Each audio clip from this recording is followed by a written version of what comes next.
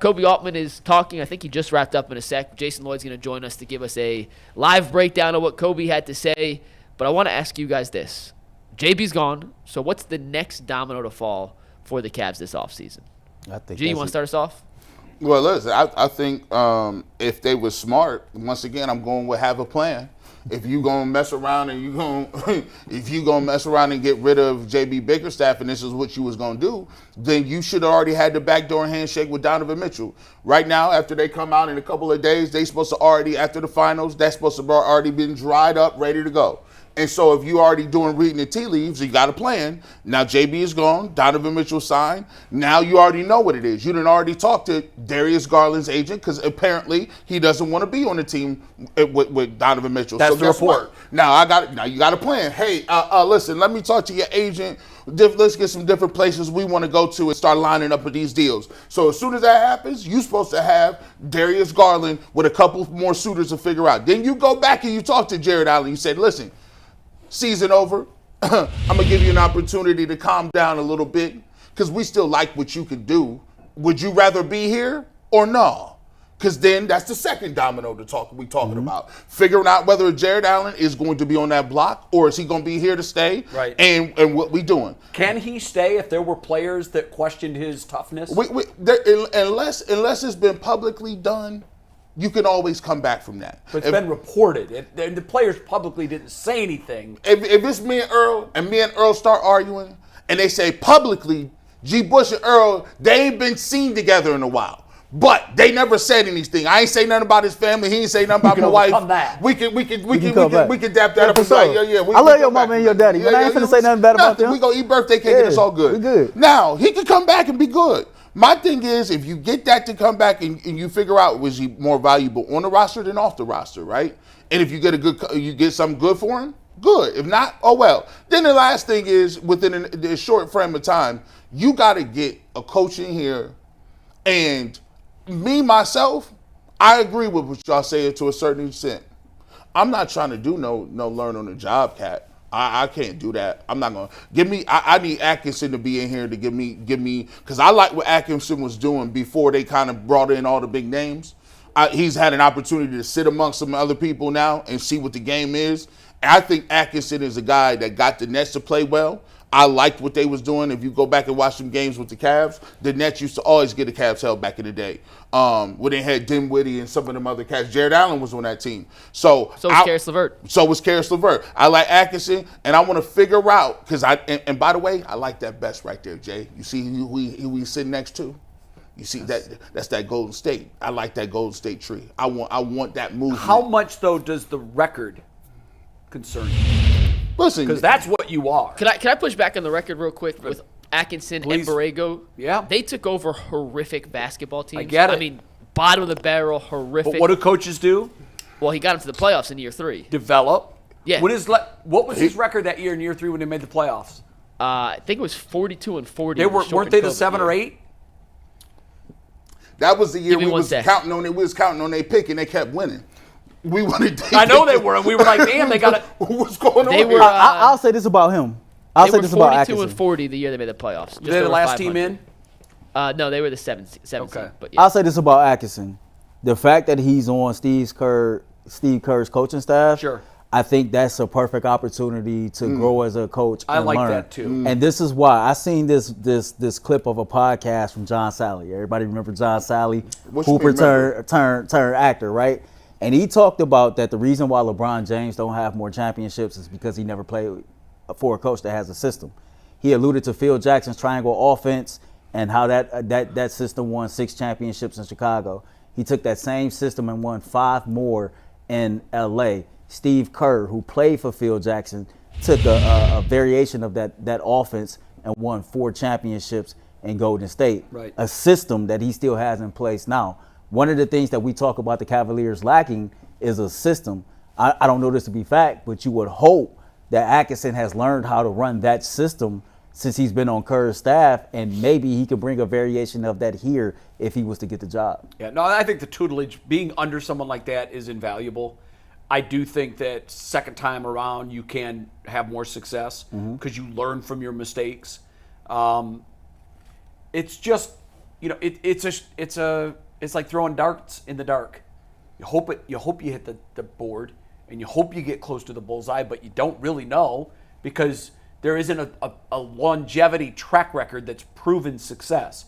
And let's face it, when have the Cavs ever gone out and hired what I just described? Maybe Mike Fratello, maybe. Like Lenny Wilkens, in the history of the Cleveland Cavaliers, go back to Bill Fitch. A lot of these coaches are coming here as entry-level coaches. Mm-hmm. Same thing with the Browns and same thing with the Guardians. Mm-hmm. Like with the exception of Tito, we were giving guys their first chances. Wasn't this Mike Brown's first job?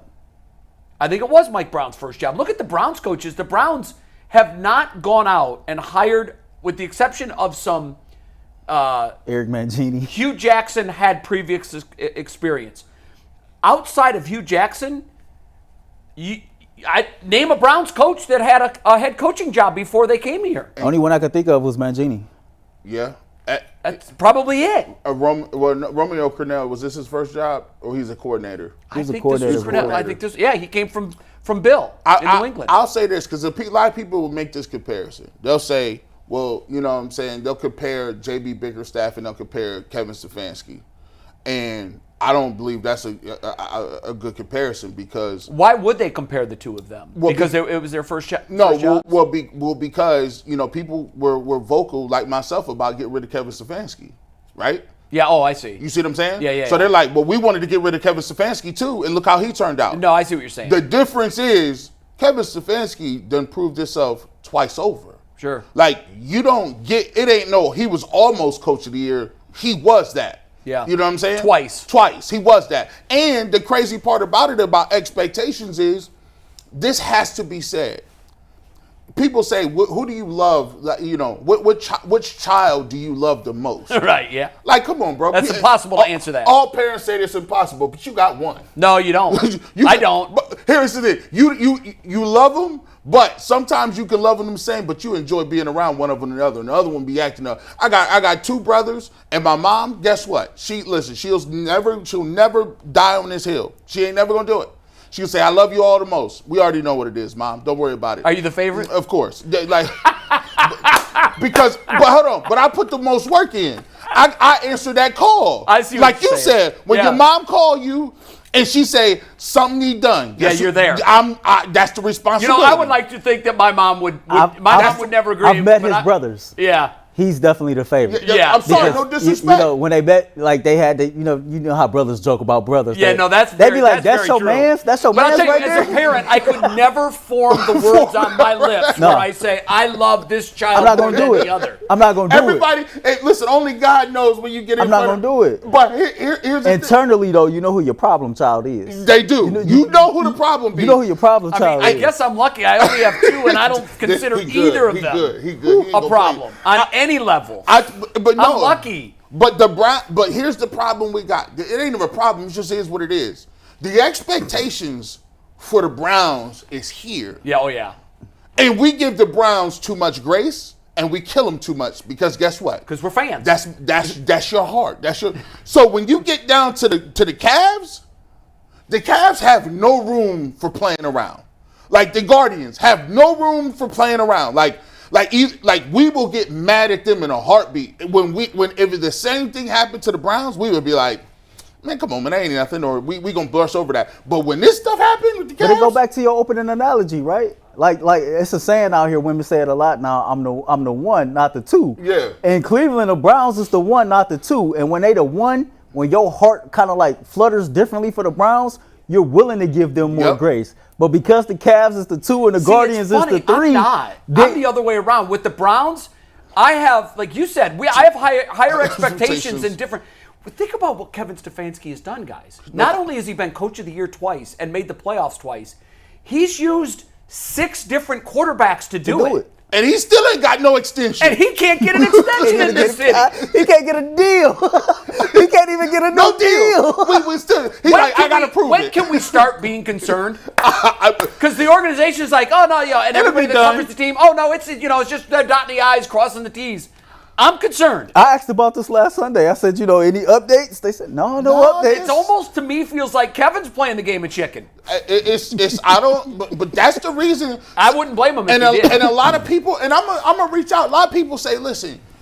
Sometimes they reach out to us and they be like, well, y'all be the way you on us right now. Let me show you the record. Let me show you what we did. And I keep trying to tell them one thing Earl says. We done won a championship. We done already had LeBron. We done already been at the peak. We know what it's like. We know what it feel like. So we won it again. Second of all, when you went and got Donovan Mitchell, that sped your track up. Yeah. If Donovan Mitchell's not on this team, JB Bickerstaff is still here. Because the expectations would never even be that high. No, you're probably right about that. And Donovan wouldn't be here to run them out. So if y'all could have came in sixth and we wouldn't have cared. Back to the Kevin Stefanski thing for one thing. We just stumbled upon it. But I always think worst case scenario and best case scenario. Worst case scenario for the Browns, he plays chicken. He doesn't blink. He doesn't sign. His contract expires and he goes to Pittsburgh. That'd be crazy. Yeah. I'm going to end this before you They piss better off lock anyone that else. up. I don't even want to imagine that scenario ever being realistic. Worst case scenario. That's how I. That's how I make big decisions. Watch the chat because they about to go after Jay bad. I'm not even Be going to look prepared. at that. Prepare yourself for the worst case scenario, crazy. and then nothing will surprise you. That's crazy. Yeah, that's crazy. Speaking of the Browns, we're going to pivot to some Browns.